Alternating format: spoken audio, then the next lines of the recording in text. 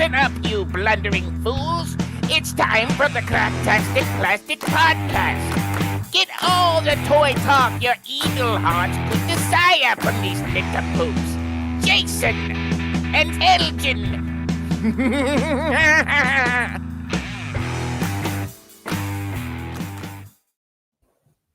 Yo, toys, and welcome to the Cracktastic Plastic Podcast, where friends get together to talk about one of our shared loves, Big O waffles, and toy collecting. We're here to celebrate how these little colorful pieces of plastic can transform you into a little kid again.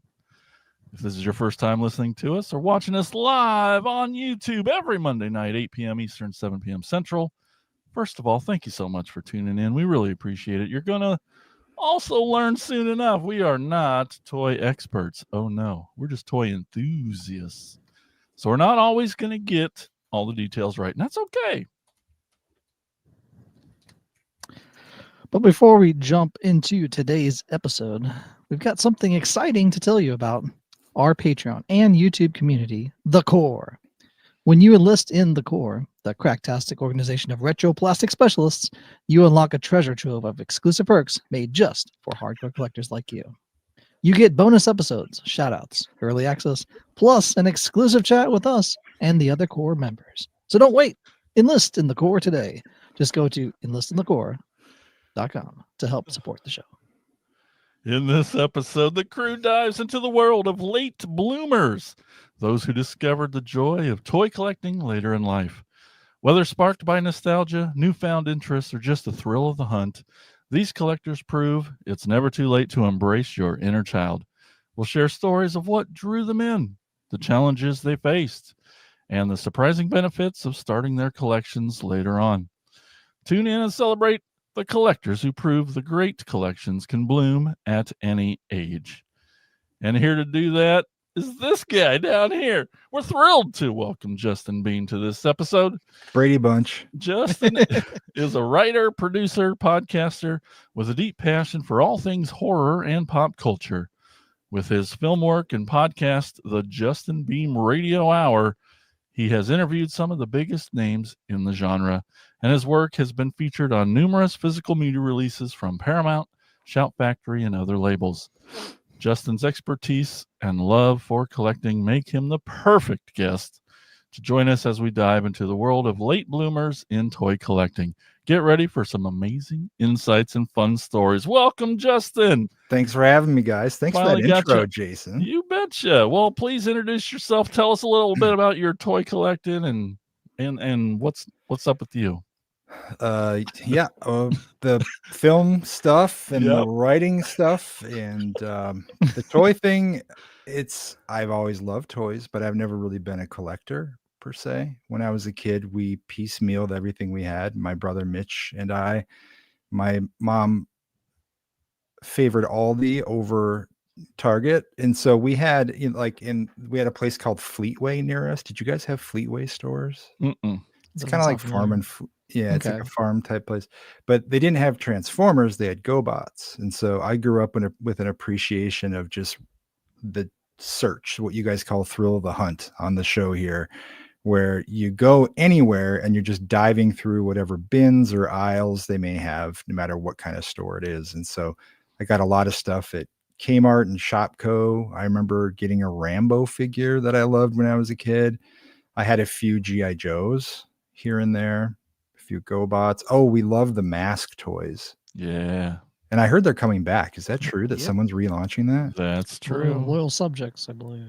Oh man, doing that. I need to look into that and see. Those were the coolest. In This fact, year. my son still plays with. There's a semi, whatever the semi was called. We have most of that left. That Rhino. There you go. Yep. You know how these things lose their parts over Oh, time, and I've managed to keep that one in relatively together shape, and he still plays with that sometimes. But it's always been kind of onesie twosies with me. Never a completist on anything, and this show actually is responsible for this rejuvenation in interest in toys beyond just stuff that's related to movies that I would have got, like monster toys and horror stuff that I've accumulated over time or that people have given me. which I still love and keep an eye out because there's some incredible Universal stuff. And I have like 15 different Frankensteins. I guess that's as close as I have to a collection of any kind. No such thing as enough. But for the most part, I buy toys because they look cool. And I know that's super shallow and that's so outside of what collector realms are. That's kind of our MO. About. Yeah. Well, so that's it. And Jason has helped me in a big way. Whenever I tap his shoulder with a question about something, or I hear a rumor of something that's coming out or that might be out there, he's always filling me in on the latest. And the Transformer thing, I'm going to blame on him, because I think if there's anything that I bought more of in the last like 3 years than any other line, it would be Transformers. So well, you, Jason, you betcha, and we'll get into all that later. But this is why you're the perfect guest for this. Makes me so happy seeing you this much since you're so old now. Getting into toys. Anyway, we'll move on. Later in the show, Elgin's going to take us on a tour of a toy store, and that's going to be super awesome. And you can also follow us on all the social media platforms, including Patreon, and those links can be found at our website, cracktasticplastic.com. And while you're surfing the interwebs, be sure to stop by our sponsor, toyhacks.com, for all your repro label needs. They have an armory where you can get some toy-accurate 3D printed weaponry and some amazing sticker sets for your toys. We also have a monthly contest that Elgin's going to tell you about right now. That's right. Every month we post something to our social media pages and something for you guys to comment on so that you can win a $5 coupon to Toy Hacks. We'll pick the winner of whoever we think is the funniest or cleverest or something, or just if you're the only one, you win by default, I guess. But every month we'll post something, so make sure you check out our pages daily and like all those things and comment for a $5 coupon to toyhacks.com. Awesome. Let me ask you a question about that. That site is really cool. When you turn, I was looking for guns at one point. Do you remember? And I'm like, this guy came, like, he's got no guns. He's got no Dukes. Adam said. So anyway, and you're like, oh, go to Toy Hack. So I go there and I'm digging around. What a fascinating concept for someone to recreate not only recreate old accessories, but also create so many new ones. I'm not trying to make this all about Toy Hacks, but no, that's fine. Do you know the origin of that situation? Like, is it one person who was inspired because they were frustrated at one point about always losing stuff, or what's their story? I think that's what it was. I mean, they've been around a really long time. They used to be called repro labels back in the day, and it's even evolved into Toy Hacks now. And it was just because, like you said, we lose parts, and those little sticker sheets that come with toys always get lost. Yeah. But as we find those toys that at the garage sales and stuff, whether the stickers were put on or not, they're all ruined because the toys played with, So you're like, I got this great toy, but, and like, let's recreate it, and the quality's amazing. They're almost like the original thing. And I love them. As a sticker putter on I love the site in general anyway. I use them for years, and so it's great that they can be a sponsor too. But do they do the Transformer like heat activated stickers? You can buy those. You can buy just sheets of all different sizes of the logos of the symbols. And that's awesome. Yeah, it's endless. It's so great. Yeah, dioramas, weapons, tons of stuff. I bet you get lots off there for all the stuff you do on YouTube too, Elgin. Yeah. Yeah, I need to go back and look at some more stuff because it's like there's so much you can do, especially with toy photography. You can get stuff set up and basically have a whole world within the stuff that they offer there. Yeah. Oh man, my friend Jake Manders. If you look him up on Instagram, I can't remember what his name is on there. Jake Manders, Manders. It's like J Astro or something. He does amazing toy photography, and he has I'm sorry, we're off track here already. He creates backgrounds, and so some of it's printed, some of it is found materials, some of it is purchased accessories, and I love the creativity that he employs. It's like you, Elgin, where you're really mixing lines, mixing toys. Like this motorcycle fits this guy really well. Yeah, Sure. it's not a G.I. Joe motorcycle, but Yeah, don't man, do does he things look exclusive. awesome on it. Yeah.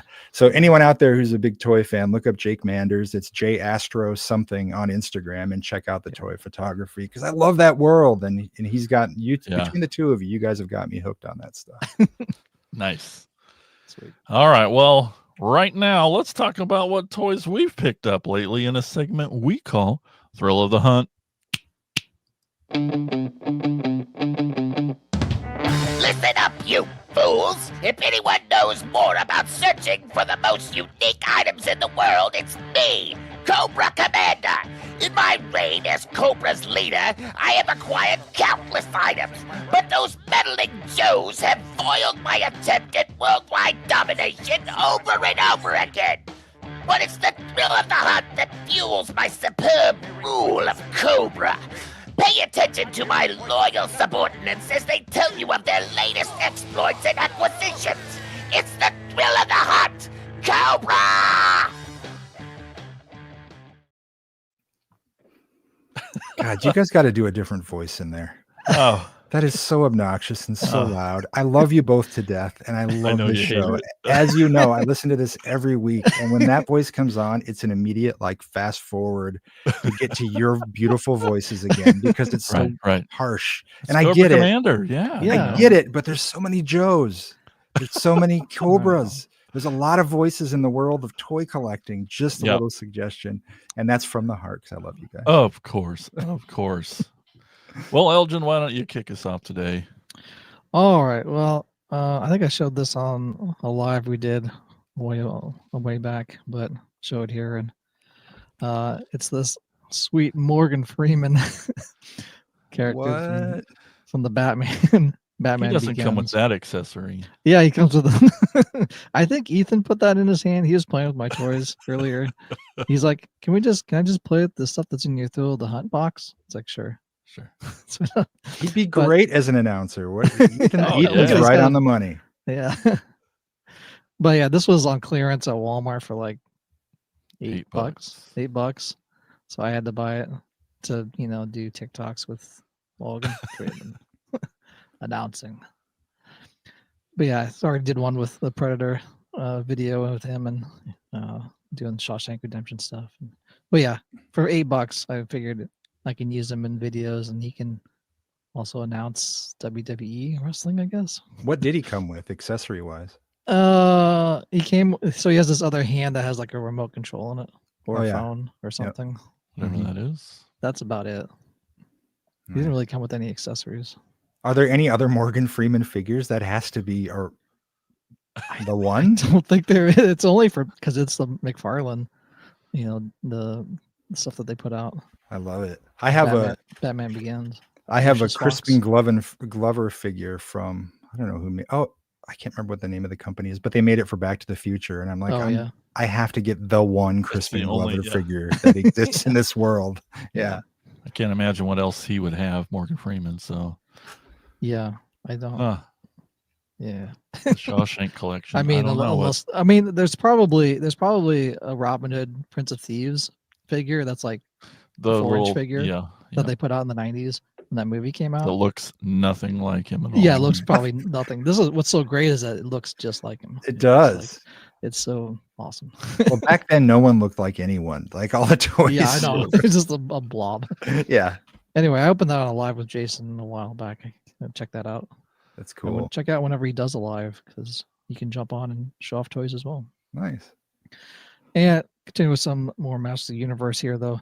I get this Princess of Power Grizzlor. Whoa. So the Masterverse subline. So the subline they do for Masterverse is also Princess of Power, which is actually having its 40th anniversary this year. But this was Grizzlor. He was part of the Horde that was attacking the rebels of She-Ra. Got the green crossbow. That's nice. Yeah, they got a little extra licorice on there. Licorice stick on there. Yeah. Which is pretty awesome. It does look edible. Yeah. And they kind of gave him like this little cycloptic eye as well on the crossbow, which is kind of cool. Gave him an axe. Some battle damage on it. Nice. The Horde symbols as well. But he's got horde symbols all over him, on his chest, on his boots, on his arm. He's repping all the horde swag. Yeah, gotta. Is the but furry they did thing give him some removable? What's that? Is the furry part removable? It is. It's just part of his harness, which is Okay. kind of weird because they made like on his leg, it looks like hair, Yeah, I like see that. molded hair. Wow. Yeah. And then they gave him like real fur. On the vintage one, he's like all fur. Yeah, I He remember looks that. like a giant merkin, basically. And Giant merkin. yeah. Any fans out there? No.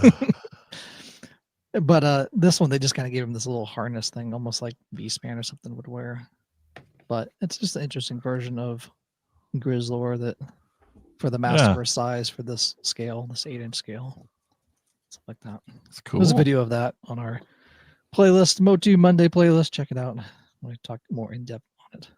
Nice. Last figure I have is another Master of the Universe. This is Masterverse also has another subline called New Eternia, where they take like vintage stuff and kind of tweak it a little bit. And then this is their version of Buzz Off. Yeah. And he looks actually really awesome. Oh, I forgot his axe down there. Is that a helmet? Yeah, so they gave him a little helmet. So he always had a helmet, Buzz Off did, but it Uh-huh. was kind of lame. This one is actually It was. this is a translucent plastic, Oh, that's cool. and then you can have his actual face there. I like Get him. I like the paint job on the eyes of the helmet. It's very shimmery, but Yeah, painted almost that way, not bug like. yeah. And then it just fits on him much better than like the other one just kind of sat on top of his head, which is kind of dumb. The wings do articulate a little bit around, and you can pull them out and move them around and push them in to different positions. I just prefer that, and they are translucent as well, just like the vintage ones were. But the nice thing is the claws actually articulate as well, so you can open and close them And actually hold the and actually hold things instead of just a molded claw that a lot of them had. These Masterverse, you get 30 points of articulation as well, so you can bend them and move them however you want. He does have an axe. I don't know where when it's in a box somewhere. It looks pretty much like the vintage one as well. But yeah, he looks pretty awesome. They haven't really done like a regular version, like a Revolution or a Revelation version of Buzz Off. They just did this New Eternia one. So maybe they'll do another one, but I think this is kind of the version that you would want anyway. Do you think the new Masters of the Universe movie might elicit some excitement about the old Masters of the Universe movie? Because I think, if I remember correctly, and it came up on the show once on one of your episodes, that the Dolph Lundgren figure looks nothing like Dolph Lundgren. Yeah, so they put out the movie version of him, and yeah, it looks awful. The head sculpt looks terrible. It doesn't even look like him. It's weird. Fix that. They did two head sculpts with it. It came with two head sculpts. It came with one that looked more like a vintage action figure, and then one that looked like, I don't know, some other dude. he got beat with an ugly stick or something. I don't know. They have like 8 Gwildors and no correct He-Man. Like, what is wrong with this world? Yeah, they just, I don't know. And I've seen a lot of people do like 3D printed heads that look a lot more like Dolph Lundgren than anything. But it was their chance to we'll just scan his face. They have the technology now. Mattel does it for WWE. Right. Yeah. They do like facial scans for all their figures. Just use the same technology and apply it to that. Yeah. But oh well, that's all I have. All right. Well, Justin, how about you? What have you picked up lately since the last time you were on the show? Never. Right. I haven't gotten a lot of toys lately, I have to confess. But I'm going to follow your line there, Elgin, and share. This is the coolest wrestling figure I own. And all the wrestling figure, and when I say all, I mean like the 6 that I own, they're all characters that no one in the world wants. So I have like, I should have brought more of them out here, but anyway, this blew me away when I saw that it was going to be a thing, that there was going to be and at the time when I got this, I was working on the $6 Million Man Blu-ray set from Shout Factory. And so this is Bigfoot from $6 Million Man as played by Elgin. Andre the Giant. Andre the Giant. And Yep. it looks great. And he's full That's fuzzy so cool. Squatch. They even put a little thing, looks like a zipper in the back for him. His head is like Jessica Tandy's, so it just Oh kind of my wobbles gosh. around a little bit too much. Katharine But Hepburn. I think it's was that Katharine Hepburn? I don't Yeah. remember. But On Golden Pond. there you go. That's it. So it's see, he's like, meow, meow, meow. But I love him so much. He doesn't stand up well, so I have to lean him against something. But his hands, I don't even know how many points of articulation because they're all hidden, and I'm not putting him in action poses. I just want him to do this. Yeah. And throw a giant log at Lee Majors. Yeah, throw a log at Lee Majors. He was great. Does he have like electronics in him? Like when he ripped him apart, like there was that electronics and stuff in him. Oh, I don't. Because he's a robot. Like it's not really Bigfoot. It's Right. robotic. Holy crap! Uh-oh. This is a live revelation. Okay, his little You've onesie never here. taken his onesie off? His I've never taken his onesie off because I didn't want to fuck him up. I Sorry, know. I didn't want to. That's fine. Demonetized. But yes, he does. And Oh now my there's gosh. fluff coming off. But look at that in there. Look at that. Yeah. Man, Elgin. I need one of those now. Elgin, you're just changing my life by the moment here. I So, mean, I would hope that they would do that because it's on the episode. Yeah, Yeah. yeah, that would make all the sense in the world. I just never thought to take it apart. If it got in the hands of my Wrestling son, that figure. might be a different story. But Yeah. so a wrestling figure to start with, and also Nice. a TV series figure, Andre from $6 Million Man. We got Pearl calling out to undress Bigfoot. I don't know that I'm afraid to take It's it not all a real off. zipper. Yeah, no. I don't know if he has what if he has like a robot diaper under there or what? That's Like you say, like a that robot mean? wang or something. Elgin. It's a kid show. Oh, it's a good show. Good Lord. He swore earlier. All right. Yeah, So- he'll put his quarter in the bucket. It's fine. Mhm. Should I do more than one? What should I do? Yeah, keep going. Show as Yeah. many as you want. Okay. All right. Next thing I'm going to show you, I actually got years ago. I know that, Jason, you have a healthy collection of Funko Pops. I've never super been into them. The first one that I got was the Sharknado one, which I also should have brought over here with me to show you, but it's across the room. Have you seen the Sharknado one? Yes, it's adorable, and you have to have it because you're in it. Well, it's an amazing figure. It's so cool. But It is. when I discovered that they had some Chinese hopping vampires, Oh Jing man, Chi figures, I had to get one. And you're this gonna make Brian Clark collect pops now. this has been sitting on my shelf for years, and I recommend anybody. Where the hell? What is? What? I don't ever remember seeing that. That's awesome. Well, it's like an exclusive to. Let me see what year here, so people who might be interested can. That's cool though, man. That's awesome. 2014, and yeah, it was like some Comic-Con in Japan exclusive or something that I found Was on it Toy eBay. Tokyo? 'Cause they do Maybe that. I don't know. I I just was picked looking up for hopping vampire stuff, and I came across this, and I'm like, "What? Okay, I have to have that." That's awesome. So that's adorable. These guys, okay, so also relating to my work, that is how I ended up with it.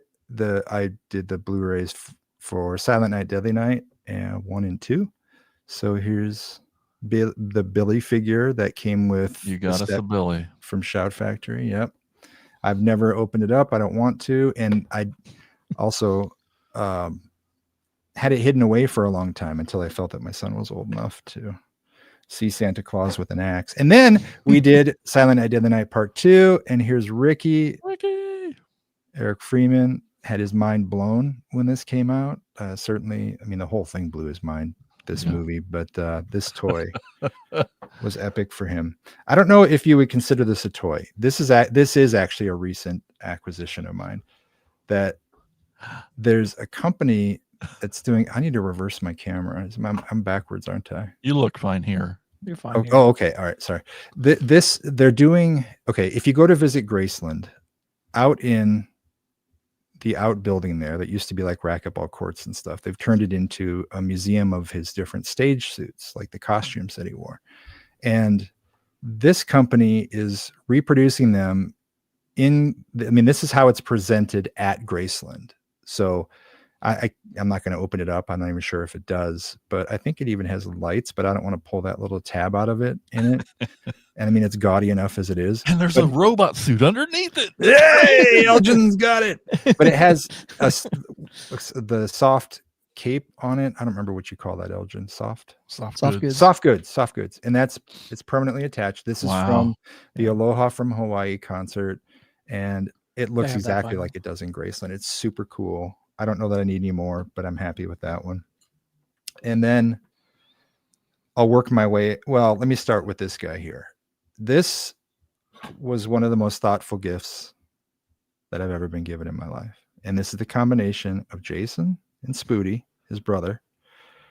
They knew that I had all my life wanted Devastator.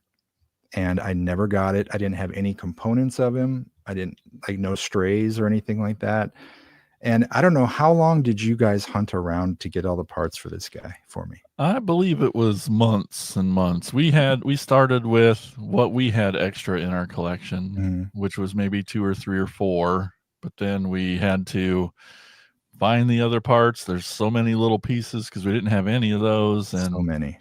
We Spooty did a lot of the work too, and he helped. We just pieced it together till we had enough for you. Yeah, and when Jason actually walked up and handed me this at the Cedar Rapids Comic-Con a few years ago when we bumped into each other there, handed me this box, and man, I knew what was in there. I just sensed it.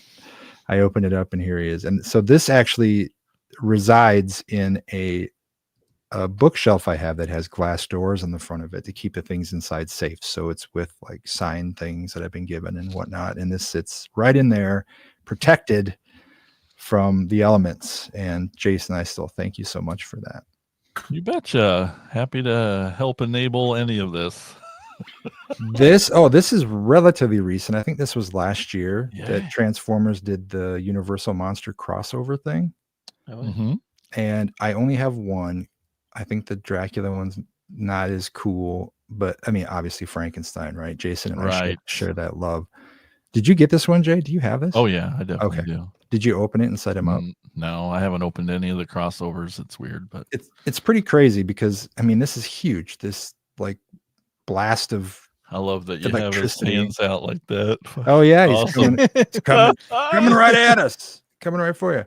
But I kept him. The boxes are so cool on these, and I think they've come up on the show before. But they look like old VHS clamshell boxes, really. Yeah. And you slide it out, and it displays perfectly in the box. And I went through a thing recently. I had a big move that I made, and I was like, you know what? I'm going to start unboxing my toys. I'm going to open these things up. And I've pulled the trigger, and I've been so happy since. He sits on a shelf across the room from me and watches me work all day. But I think it's such a cool crossover, and there's so much of that happening right now in the turtle world. I've noticed. Yeah, it's wild. But this one here makes sense to me, and I think they did a really nice job. And I think you mentioned on the show at one point that it's like a repaint of an existing Transformer. Yeah. But it works great for this. It sure does. It's beautiful. It's two of your favorite things. It's so cool. Right? And then this is probably my favorite actual Transformer line guy of more recent stuff. What's his name, Jason? Toxitron. There you go. See, that's pretty new. Okay, I'm a child. And so when I'm going to get a donut, it's going to be the one with all the sprinkles on it. If I'm getting a cookie, the same. If I'm looking at Transformers, I either want it to be like goth and morose. So I have that black Optimus Prime one that I've shown you before. The red glass in his bra. I like that, but more so I like the really colorful stuff. And this guy, the colors blew me away. And before I had Devastator, this was as close as I had to something with a similar color scheme. And I think he's really cool. And I now want the cracked glass, the shattered glass. Whatever that Optimus Prime is, has a really cool color scheme on it as well. And I have had my eye on that for a long time, and it'll probably be on my Christmas list this year. I like pretending that guy is Toxic Avenger Prime. Yeah, there you go. Yeah. So green and purple. So Toxic. Yeah. And then the final thing I'll share. Hey, Svengoolie. My favorite horror host. Most of the Svengoolie stuff I've seen is kind of lame, But I think this one, it's great proportions. He comes with the rubber chicken. It's great. It sits over on my movie shelf. And that's from Toonie Terrors, right? Yes, it's so cool that it made it to Toonie Terrors. He was big enough to get there. Right. Who would have thought? Who would have thought? It's crazy. So he sits over on my movie shelf and watches me watch his show every Saturday night. Now all we need is a Gwen Gooley figure and a Nostalgia for Atu figure. I'd take both of those too. So there you go. There's my awesome choice. Sweet. All right. Well, I've gotten some things too. Gonna have my lovely assistant hand me some things. We had, clearance is great. Elgenomics is a thing. You might have seen these in the movie section of Walmart's. They're they're called mystery vinyl, but they're a popsicle. Oh yeah, that's right. What? Popsicle sticks, but of the heads of. So I'm like, I need that, obviously, right? But then they're like $12. I'm like, nope, I don't want those. Forget it. Even though there's a Starscream. Yeah. But they went on clearance, and we grabbed 3 of them. And the first one, Tiffany pulls out. She got them for me. Got a Starscream right there. Pretty cool. So is that used as like a warning to the... don't know what the point of these are. This is a look what will happen to you if you cross. That's what Galvatron did to him. He just stuck his head on a stick. There's a chunk out of his head. There's a chunk. What? They all have bites out of their heads. They can also be displayed like this a melted... way. Oh, I guess this way. Well, they fit in there, but I'm like, what the hell is this thing? Okay. Popsicle stick with display stand. What? And so we got 3 of them. We got a Megatron. Ridiculous. He's very upset about something. Well, he got a chunk out of his head, Jason. Yeah, that would do it. And then Optimus. So I don't need any more of these. Yeah, I was going to say, you got all the ones you want, probably. Yeah. Starscream was the first one she opened, and it was like, yes. And then the rest was cake or popsicle. Speaking of crossovers, I picked up, it's a crossover with Bingo Sports. This is a really weird thing. It's part of the T-Spark line, which is Takara Tomi's Japanese. It's Takara's, it's like a sub collector's line. I don't know how else to explain it. I got some more coming up later that are ordered. None of them make sense, but he's a repaint of, I can't remember exactly. I think it's a movie vehicle from one of the Michael Bay movie toys, but repainted as Optimus Prime. Makes no sense. It's Bingo Sports Optimus Prime. We'll look. It's a little better look at him here. He's a fast race car. Come on, focus. And then he's Optimus. So weird. So Don't Bingo understand. Sports is the crossover that they're crossing into? Yes. Bingo Sports. It's a Japanese thing. Man. So he's neat. You can kind of see the movie part of the, just that design of Optimus. Yeah. But so it's a new head sculpt because it wouldn't have been like that, but I can't remember what the character was, but weird thing. The reviews haven't been great. They're kind of breaking a little bit. So just going to probably leave him in the box. Is he a car in a movie? Never. It's just a thing. Hey, we're Japanese. We got these molds. Let's just do something crazy. And then it's just released as a crazy little collector's thing. All right. Part of the T-Spark is the subline for Takara. And they're doing a Godzilla crossover with a Prime. That's of that same Toxitron guy you got, I think. What? But it's he's painted up in different colors and he has a Godzilla stamp on it, so it's a crossover with Godzilla. It's dumb. I'll send you a link. You don't need it's not the prettiest thing in the world, but I don't know. They should do a Jet Jaguar one, then I'd be in. Then you're all in. Tiffany and I went to the QC Toys, Quad City Toy Show, Mega March Madness show the other day. They had Jerry the King Lawler there. It was pretty awesome. Got to see him, crown and all. It was cool. We found a few things. Tiffany saw this, picked it up. She's like, because she got, so this is a Cyberverse toy, and it's a weird one because it has its weird quirk is it has spark armor, which she got me a Starscream the other day that had a little like yellow bulldozer that came apart and became armor on the Starscream. Just some weird thing of a Starscream I didn't have before. And then this is the same line, still in box, of Prowl. And so this little shuttle thing comes apart and goes on the Prowl. Pretty neat and weird. So you can see he's kind of powered up there when you break that jet apart and put on him. Just a neat little thing. I'm a big fan of the Cyberverse cartoon and toy line. It's pretty awesome. And speaking of, I got another one-stepper from Cyberverse that I didn't have. I'm super excited about it because it's Jazz. It's not a very common one-step guy, but you say you're jazzed up about it? I am with my dual boom blast. Shameful. It says $20 here. I pulled some Elgin moves too while at the show. My first lap, I saw this and I was like, I need to get it because I want all of these. But I went on with my day. End of the show Sunday, we kind of stopped back by and I was like, well, I said, will you take 10 for this? He's like, ooh, I don't know. Nope, I can't do it. I know what I got in and I can't do it. I'm like, okay, put her down. And then I didn't quite leave his area. I just went and looked at another spot for a while because we were looking at some Lego head things. I don't know, but just lingering around his table.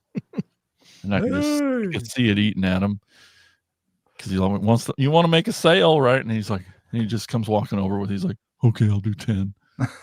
And then he tries to guilt trip me. He's like, well, I'm really going to make $3 on it. I'm like, I don't give a fuck. Give me the toy. Here's my $10. Turn off your ears. Yeah, I don't care. Anything you say after, okay, I'll do 10. Anything you say after that, I don't care. Yeah. But anyway, I got it for $10, which is retail, so I was happy about that. And then really end of the show, I had eyeballed this, but kind of just like, I don't know. I didn't quite see the price on it. And, but I'm like, let me go look at it one more time, just to want to make sure. And I get over there and it's got $50 on it. And I'm like, ooh, I don't know. And I look at it and it's got his gun and it's in really good shape. Got all the stickers on there. And it's something I've been wanting for a long time and came with the instruction book, and which is really cool too. It's a G2 Megatron. He's here. He is. Look at the color on that. Yeah, and the camera doesn't do it justice. This is bright green and purple. Oh man, it is very. It just glows, almost neon green. It seems. It's got stupid things on it, like, "Hey, this is my big stick." Jason, This is the '90s here. They just the dumbest. Anyway, G2 Megatron. He's got his gun. He's got a bunch of his missiles in there. It's pretty complete. There's one little like radar dish that isn't important to me and doesn't change the look of him in any way. But and it was like, well, how low can you go on this? He's like, oh, I'll do 40. I'm like, okay, 40 is a good price for a pretty complete, good shape one. So that's like cool. 90%. Yeah. Should have been like, it's missing this thing. I give you 35. It was part of the talk we had anyway, but yeah, so that was a nice bigger purchase, Yeah. Gotta walk out of there with some cool stuff, and it was a good time. That's what I know. So he was a gun, right? He was originally, and then from G2 on, he's been a tank or some sort of jet thing. It's very contentious, but he'll never be a gun again. Yeah. Because I mean, he's been a gun in the 2000s, but we call him Nerf Megatron because he's like so exaggerated in his colors. I mean, he looks like a Nerf gun. He couldn't possibly be a real gun, and that's the only way. But since they just can't sell guns to kids, so which is fine. But I'm in agreement with that, I guess. But like with the Studio Series 86 line, where they're really redoing all the movie toys in movie accurate colors and everything, everyone's just like, yeah, but it's never gonna be right because he can never be again. Yeah. So it's kind of a bummer, but that's all right. A gun that fits in the Starscream's hand. That's right. Mass shifting, Elgin. It's a real thing that's made up for this cartoon. It's a real thing. Well, all right, let's get into today's topic. So besides the number one reason of your friend started a toy podcast is the reason to start getting into toys again. Mm-hmm. Is that really the main thing? What about what really did it, Justin? That really did it.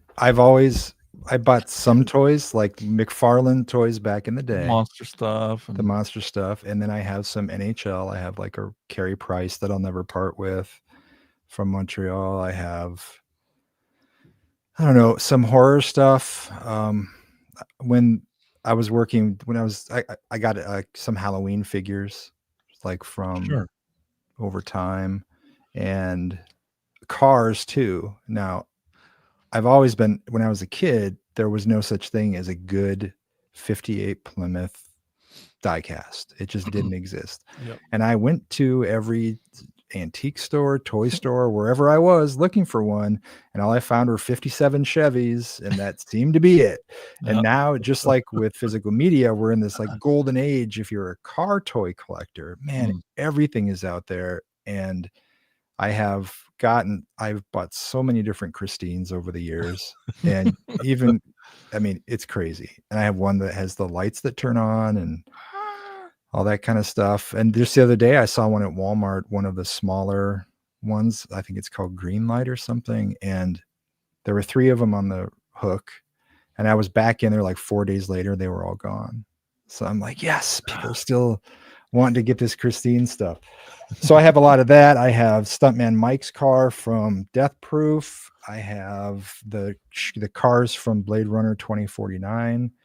I would say that in the interim, before you ruined me, I was mostly getting diecast cars and things like that, in addition to some random horror figures and whatnot. And I collect sculptures of things, but as far as toys, it's not really been too heavy until you kind of got me on the Transformer kick. And not sorry. Well, no, the show's been enabling for everyone. It's I'm happy to any story I hear. I would get that first couple of years of the podcast. Friends would be just messaging me once a month, just like, dang it, you made me buy this now because you talked about it. Yeah, it's exciting. And the Transformers are way better than when I was a kid. Fact. When I look back at the generation 1 or whatever you call them, like they're all so scrawny and weird looking, and you can hardly pose them or anything, and their legs are really wide apart. And I was like, man, these are so incredible. And that one that I have, what's the black one called? The Black Optimus? Nemesis Prime. The one I got, it's not an official Transformer toy. It's some other thing. Third party thing. Yeah.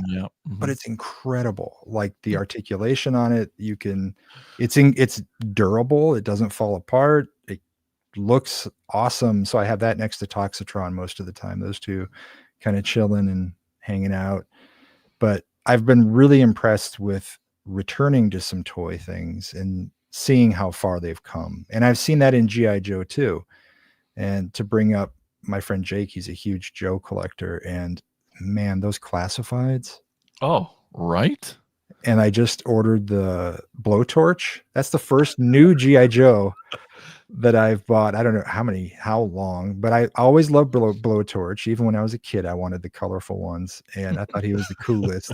And so he was telling me, man, it's coming up. That pre-order is going to open any day. And then it was last week, I think it was. He's like, you got to be on there at noon. and you need to be there because they're probably going to sell out and you're not going to get it. I'm like, here it is. Why does it have so many silver nipples? This is a different blowtorch, but I kind of still love it.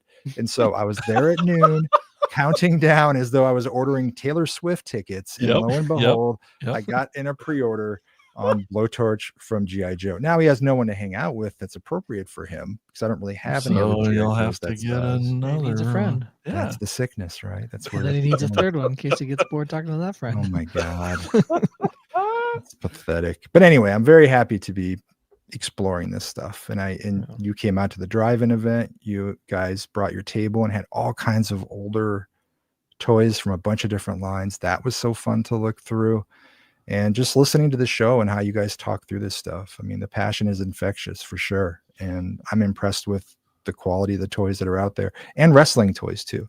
You mentioned that earlier, Elgin. The sculpts on those things are out of this world.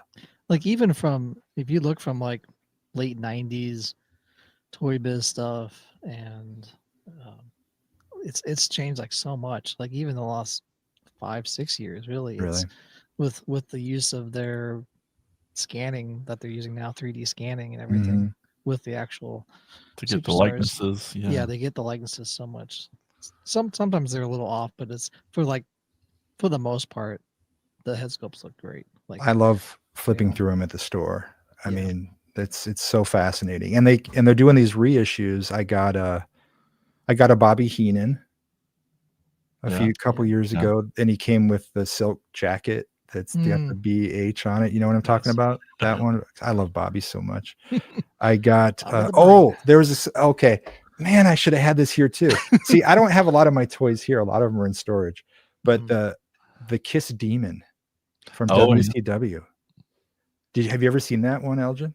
I don't know if I've seen it lately. I've probably seen it, but then it's some other company. I don't know what. It's not like Mattel or whoever else makes the regular line of wrestling figures. He comes in a clamshell and it has a little like zip tie thing at the top of it, but he looks incredible. And he's got the shoulder pads with the spikes on them and the makeup and a belt. And it's really, really great. That's one of them that I was happy to open finally after leaving it in its package for so long after I got it.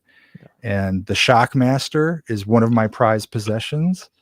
I had to get he's going in the Hall of Fame, not as Shockmaster, but as his tag team. If he doesn't come out wearing that helmet, I'm going to turn it off. That's Fred Ottman. I'm going to boycott. Yeah, I'm all for the natural disasters, but they're going in as a tag team this year. I saw that, but he needs to wear the helmet or at least carry it. He can just carry it. Doesn't need to be. When he does events, he signs for Shockmaster for heck yeah. You know what's really okay? The one figure I want, and then I'm going to ask you for the same thing because I know Elgin, you're really big into the wrestling toys. Let me ask you first: what is the one wrestling toy that's not out there yet that you want, that you wish someone would do? Someone would do? Yeah. I have to think about it. I mean, with a lot of these Ultimate Edition figures that they're bringing out now, they're kind of like the peak of what you would want because of all the accessories and head sculpts, multiple head sculpts and arm sculpts and hands and soft goods. That's kind of like the top of the line for that stuff. And what have they not done a character of? Who have they not? That I would want. I mean, I already have that Sting.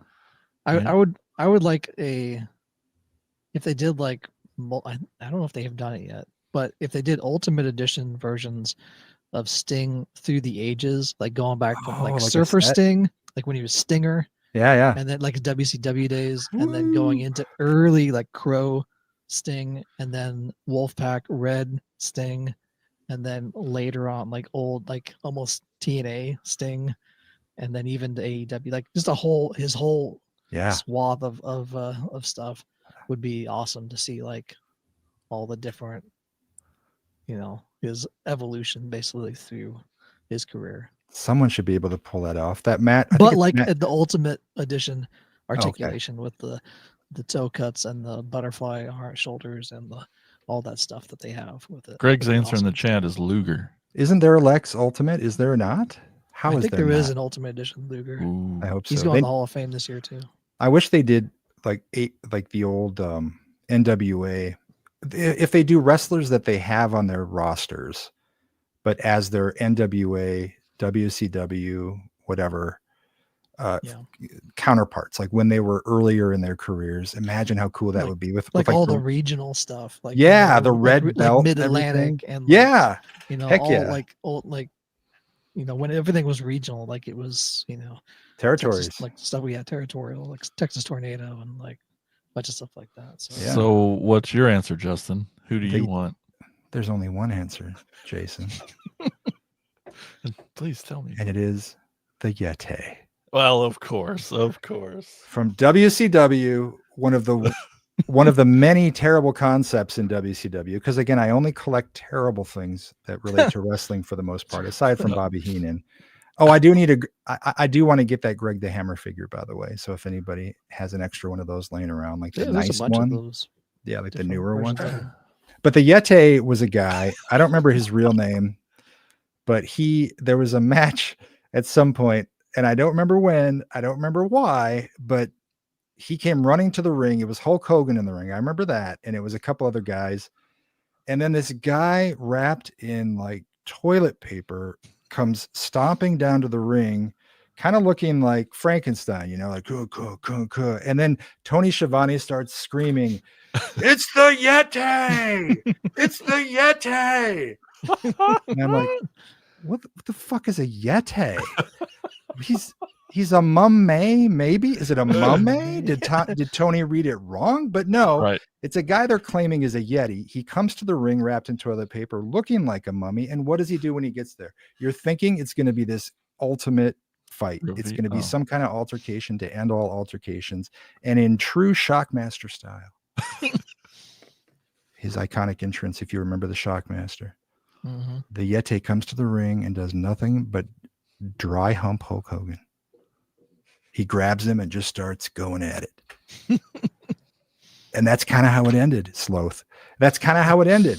And then you never saw the Yeti again, as far as I know. But to your point a minute ago, Elgin, that guy does conventions. And I've seen him dressed as the Yeti at conventions, which is great because it's just like a guy who's super tall, wrapped in toilet paper or whatever, wearing like Asics shoes, posing with people as the Yeti. How has no one picked up this thing and done a Yeti figure yet? If the action figure gods are listening, which I'm sure they are, they're subscribed.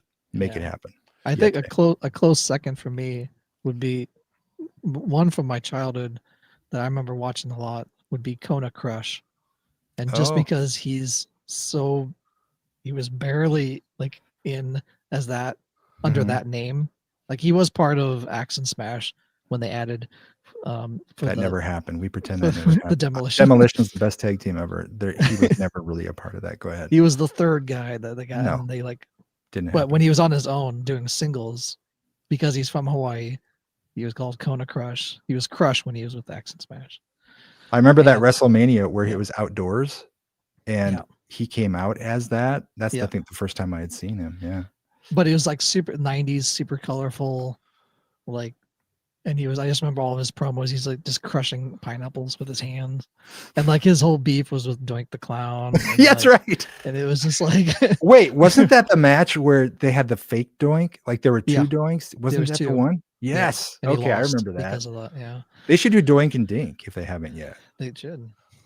But like a Kona Crush figure would be cool, like an Ultimate Edition. Just because I don't think I've ever seen one out there, and it's Jason is losing his mind. Well, to bring it back, speaking of Ultimate Editions, we have like 8 minutes left. You guys shut up about wrestling. Speaking of Ultimate Editions, and when you brought that Masterverse figure out, and when Justin mentioned classified figures, I feel like having these like top of the line new versions of characters you loved as a kid has to be a thing that helps bring people into collecting toys. Like it's definitely a gateway opportunity for someone who's never collected toys, be walking down the aisle and be like, wow, this is a character I love, and it'll be a toy version that is better than anything I could ever had before. Would you agree? 100%. And then there's some like, I wish that they would redo the Slapshot, the Hansons. I have those. I have the Strange Brew set from McFarlane too. I wish someone would redo that too. But yeah, when I see stuff that I never thought I'd be able to see, well, like Andre as Bigfoot, I never thought that would be the case. And so that drew me in, even if I didn't know or think about current Joes or whatever else, I would have picked that up. It definitely would have pulled me in. What do you think are some of the challenges as a coming to toy collecting later as a kid, as an adult? I mean, at this point, we are reasonable with our money for the most part, I think. And so it That's becomes hilarious. a challenge to justify the things because I'm like, lunch or Greg the Hammer Valentine. I don't know. I still don't have Greg, so I guess I ate that day. Yeah. But yeah, I think it's justification for me, I think would be the deal. And space, because now you have space to consider. And my room when I was a kid was complete chaos. Every inch of the walls was covered with pictures and posters and whatever. And now I don't like it quite so chaotic. And so I'm less likely to have a whole bunch of stuff sitting around to dust, which is another thing. Keeping these things clean. And then if you don't, you got to knock. Like I look at your walls behind you, Jason, I about have a panic attack. Yeah. Because I think if you bumped into one of those things, it's going to rain hell on your world. And I don't want to deal with that. So those are two things: space, money. Those are two things for me. Elgin, challenge. This was pretty having good enough, having enough money to buy all the things I want, even though I do have adult money, but it still doesn't seem like enough. Yeah, there's still bills, narrowing it down. There's still mortgages. There's still, kids to feed. What do you think are some of the benefits of starting late in life, being a late bloomer? I think just having like, if you want it, you can just buy it. You don't have to be like, Mom. And entering the stream with toys that are good. Yeah.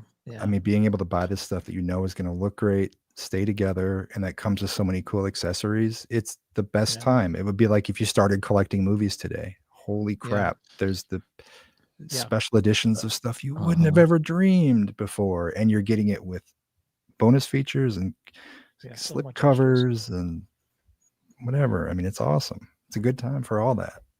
Yeah. Are we relegated to an hour here, Jason?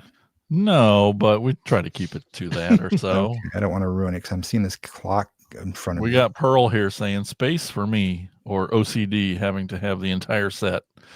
That is a challenge for sure.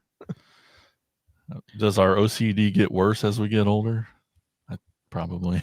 And now too, I think that these lines have kind of figured the market out in a way it's very different than when we were kids. Because when I'm talking to Jake about this stuff and the way that Hasbro, I think is who does the Joes, is that correct? Yep. Yeah. They will announce something and or people start, like the rumor mill starts churning and it could be a while, or they announce it for pre-order and it doesn't arrive for 6 months or something later.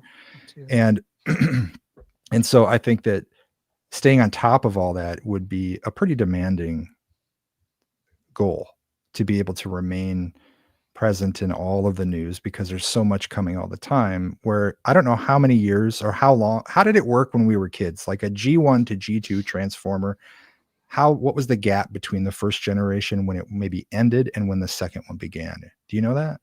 It started in 84 and they came out in waves that were basically a year long. Okay. Oh, so they sprinkled it throughout the year. Yep. And then so during the second year, the first year's toys would kind of linger around, and then it would linger and linger. And they kept getting weirder, and they kept experimenting more because sales would ultimately dwindle. So they kept trying new things, and eventually just got too weird and went away. And I think it was early 92, 93. G2 came back and they redid a lot of the toys, but with 90s colors, like that bright green and purple, and everything was weird and cool. And they recycled a lot of G1 stuff, and that kept it going then. But I think another benefit too is because these are so good. If you had favorites when you were a kid, or things that you had discovered somewhere along the way, you kind of hope that they're going to show up at some point. Yeah. There's these G.I. Joe line, and it's called like Eco Warriors or something. Is that right? With the monsters, the big.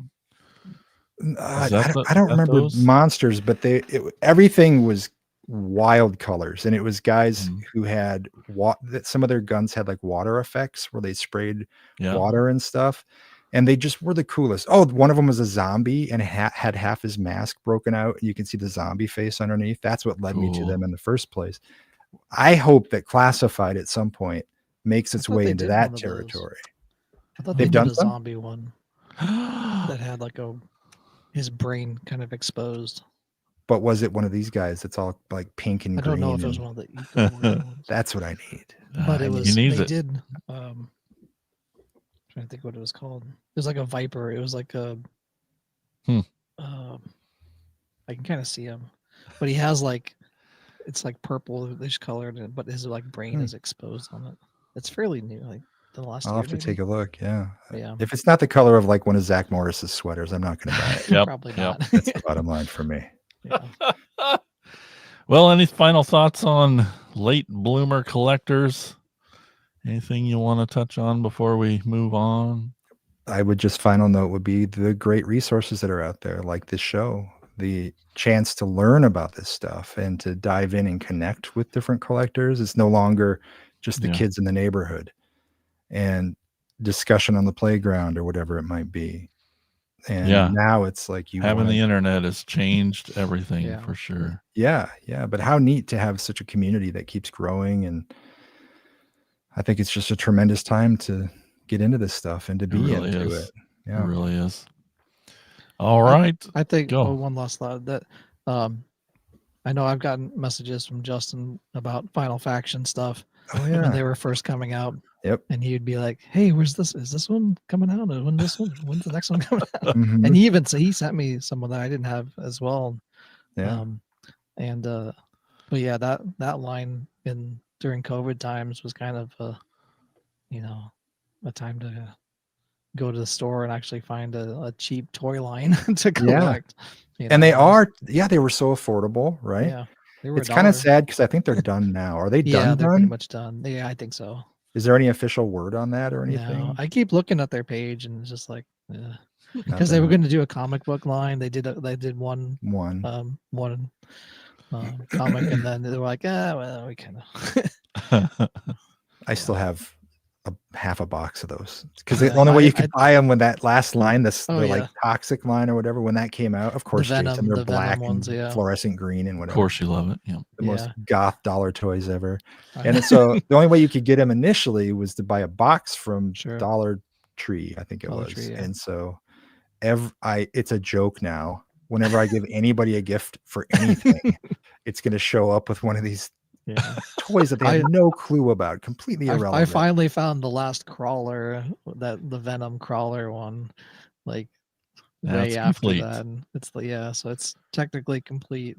You guys have everything for me for that line. There's a whole video episodes of those on our YouTube channel, Final Faction Fridays. We always enjoyed that. We'd put that video on and watch you sort of carefully cutting them open. Yep. Yeah. Those videos, like doing those with my son Ethan, was kind of like me learning how to do all the stuff, video stuff, like talking on camera and stuff and doing those, because most of them were just hands, like overhead stuff, right? Only hands videos, hands and a voice. Yeah. But that's also another great gateway moment for this, because maybe a person never collected toys, but then they had a kid, had a son or daughter, and they're finally going to play with toys that their kids have, and are like, oh, wait. And even maybe it's not even for themselves. They're still collecting them for their children. Oh, yeah. And that's a neat little way to get into toy collecting too. Absolutely. It is a bonding thing big time as well. Yeah, there was so much stuff that I was more excited about. Yep. And I handed it to him, and he's like, "Oh, whatever. Okay, a Dipper number 4 sticker. Cool, Dad. What? It's getting played right on my car until it washed off." Yeah. All right. Well, let's take a quick little break. We're going to tell you all about the PFPN, the Prescribed Films Podcast Network, home to many amazing, awesome podcasts. And this nice lady is going to tell you all about it.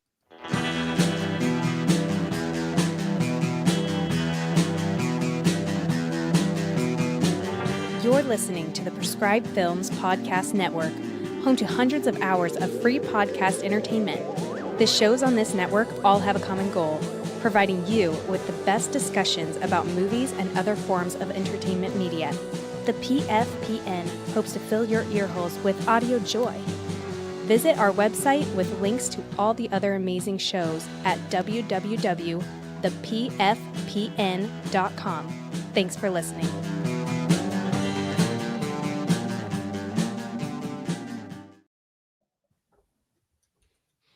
All right, we're back, and now it's time for Elgin to take us on a store tour.